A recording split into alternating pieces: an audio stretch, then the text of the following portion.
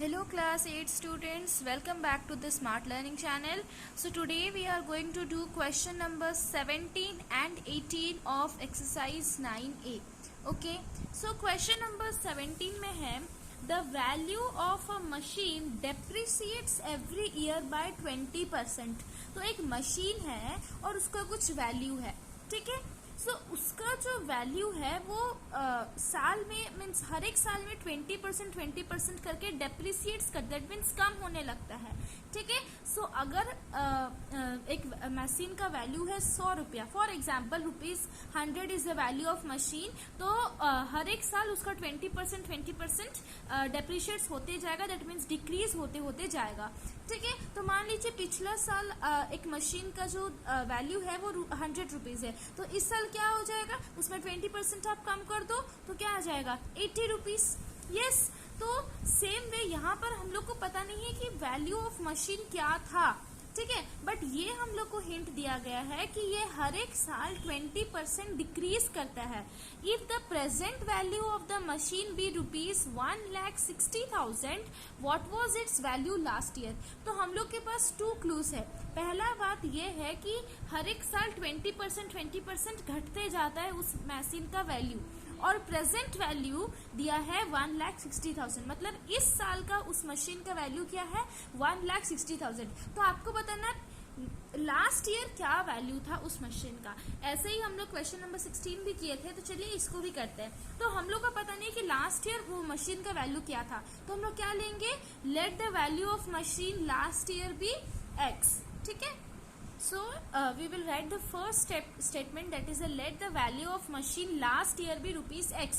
तो last year हम लोग मान लेते हैं कि मशीन का जो वैल्यू है वो x है, ठीक है. तो कितना परसेंट कम होता है, percent depreciates every year, percent depreciates every year.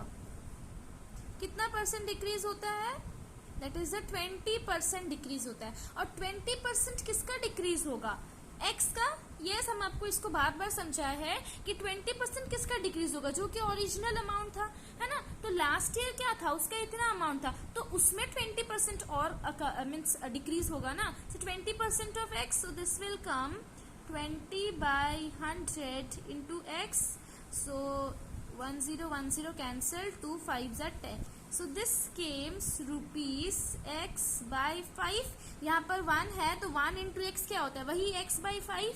तो क्या है कि हर एक साल x/5 करके घटते जाता है. तो ये है डिक्रीज अमाउंट, ठीक है. तो ये पहले था, उसमें इतना घट गया, तो प्रेजेंट वैल्यू क्या आ जाएगा.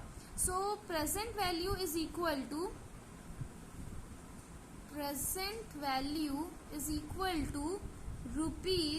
₹x minus x/5. आप ये मत मान लीजिएगा कि x/5 इसका प्रेजेंट वैल्यू है, नो. इतना रुपया मीन्स डिक्रीज हुआ है ओरिजिनल से, तो जब कितना डिक्रीज हुआ, प्रेजेंट वैल्यू इतना रुपीज डिक्रीज हुआ है, तो प्रेजेंट वैल्यू क्या हो जाएगा, ये इससे अगर इसको हम लोग सब्ट्रैक्ट करेंगे तब हम लोग को प्रेजेंट वैल्यू मिल जाएगा. यस, मान लीजिए कि एक मशीन का वैल्यू था लास्ट ईयर 100 रुपीज और उसमें 20 रुपीज कम कर दिया गया है, तो 20 रुपीज तो नेक्स्ट साल नहीं होगा ना, 80 रुपीज नेक्स्ट साल होगा उस मशीन का वैल्यू. तो कैसे पता चला, 100 minus 20, same way x minus x/5.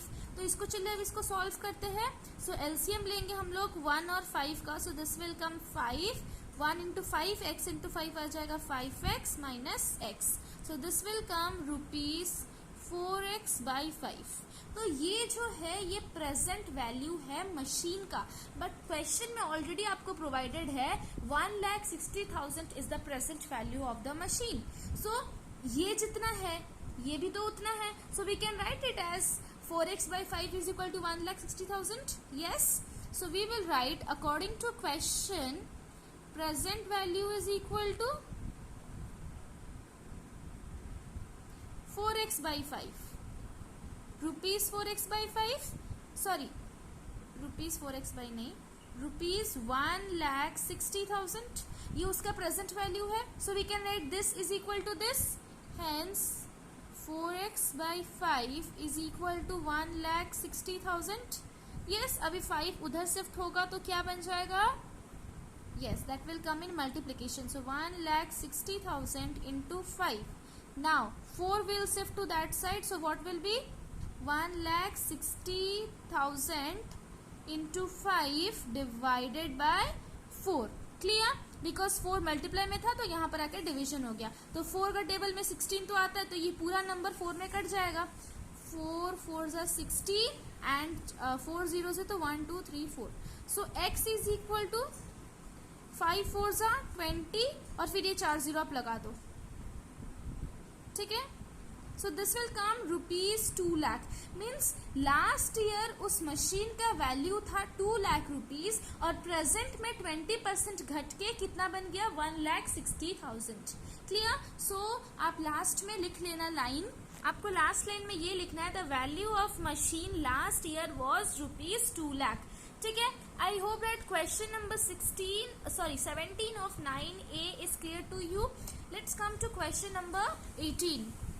Question number 18 में है एन अलॉय कंटेन्स 40% कॉपर, 32% निकल एंड रेस्ट जिंक. तो अलॉय है और उसमें वो किन किन से बना है कि 40% कॉपर, दैट मीन्स वो अलॉय में 40% कॉपर यूज किया गया है, 32% निकल यूज किया गया है और बाकी का परसेंट जिंक यूज किया गया है. तो आपको पहले क्या निकालना होगा कि जिंक कितना यूज किया गया है. Yes, find the mass of zinc in 1 kg of alloy. तो आपको निकालना है कि 1 kg alloy में कितना जिंक है. क्लियर? सो हम लोग स्टेटमेंट क्या लिखेंगे, amount of copper in an alloy, amount of copper in alloy is equal to 40%. Yes, 40% amount of copper है. amount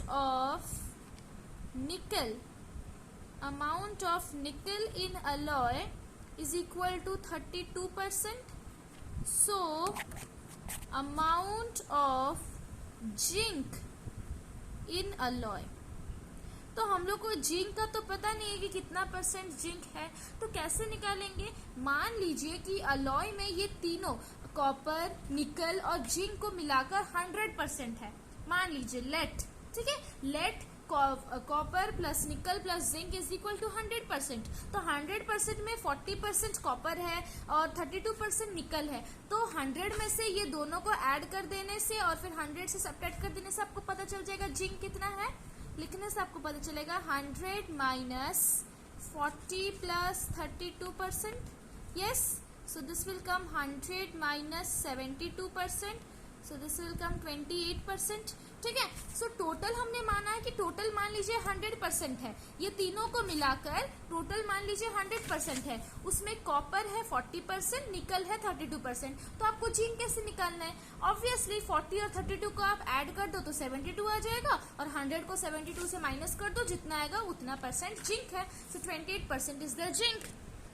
सो हम लोग को पता तो चल गया कि जिंक कितना परसेंट है, 28%. बट हम लोग को निकालना है मास ऑफ जिंक, मीन्स कितना उसका क्वांटिटी है आपको निकालना है. ये परसेंट में आपको दिया गया है, आपको क्वांटिटी निकालना है कि कितना क्वांटिटी जिंक 1 kg अलॉय में है. ठीक है. सो इन 1 kg अलॉय हम लोग को इससे क्या पता चलता है कि इन 1 kg अलॉय 28% इज जिंक. यही हम लोग को पता चलता है कि 1 kg अलॉय में 28% जिंक है. यस, 1 kg का मतलब क्या होता है, 1000 ग्राम अलॉय में 28% जिंक है.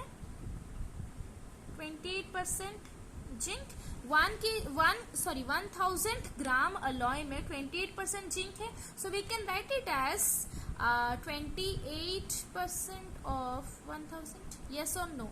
हाउ? बिकॉज 1000 में से 28% क्या है, जिंक है. तो जिंक का अमाउंट निकालने के लिए हम लोग क्या लिख सकते हैं, 28% ऑफ 1000. यस, और इसके बाद तो आपको पता है क्या होगा. सो 28% that means 28/100 into 1000. So 20 will cancel and this will become 280 ग्राम. सो इससे ये पता चलता है कि 1 kg अलॉय में 280 ग्राम जिंक है. ठीक है, आपको परसेंट में हम लोग निकाल लिया, बट हम लोग को क्वांटिटी चाहिए, मास चाहिए, जिंक में कितना मीन्स जिंक का हम लोग को मास चाहिए कि वो 1 kg अलॉय में कितना है। तो 1 kg अलॉय मतलब क्या होता है 1000 ग्राम। सो 1000 ग्राम में 28% जिंक है। सो इसको हम लोग कैसे लिख सकते हैं 28% of 1000। Yes, so I hope that question number 18 of 9 is clear to you. Last में हम लोग लिखेंगे आंसर में, स्टेटमेंट में 280 gram zinc is there, sorry, so हम लोग लास्ट लाइन क्या लिखेंगे 280 gram zinc is there in 1 kg of alloy and this answer is completed. I hope that till question number 18 you all are clear. If you have any doubt, any query, then please mention it in the comment section. Okay, in the next video we are going to do question number 19 and 20 of this exercise 9A. Okay, thank you so much students.